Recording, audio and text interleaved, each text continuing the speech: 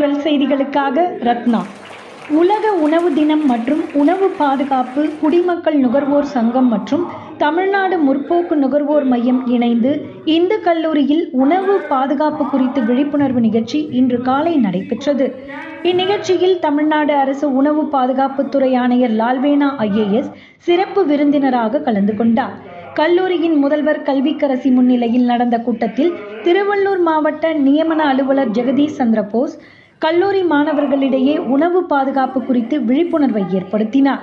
மேலும் உணவு கலப்படத்தை எளிதில் கண்டறிவது குறித்து நேரடி பரிசோதனைகள் மூலம் விளக்கப்பட்டது. கன்னியாகுமரி மாவட்ட நியமன அலுவலர் செந்தில்குமார் நுண்ணுயிர் சத்து மற்றும் உணவு பாதுகாப்பு குறித்து விளக்க உரையாற்றினார். பரீட்சன் நிறுவன நிர்வாக இயக்குனர் சரண்யா காயத்ரி செயற்கை வண்ணங்கள் குறித்தும் அதனால் ஏற்படக்கூடிய உடல்நல பாதிப்புகள் குறித்தும் விளக்கமாக எடுத்துரைத்தார்கள்.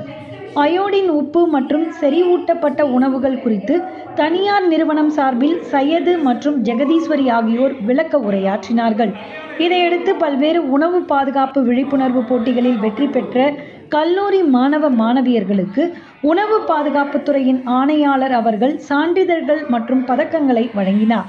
இந்நிகழ்ச்சியில் திருவள்ளூர் மாவட்ட உணவு பாதுகாப்பு அலுவலர்கள் G Venkatesh, K Sundararaman, R Velavan, A Sivasankaran, P Ravichandran, K Kasthuri, Selvaraj மற்றும் தமிழ்நாடு முற்போக்கு நுகர்வோர் சடகோபன், ஜெயக்குமார் ஆகியோர் கலந்து கொண்டனர்.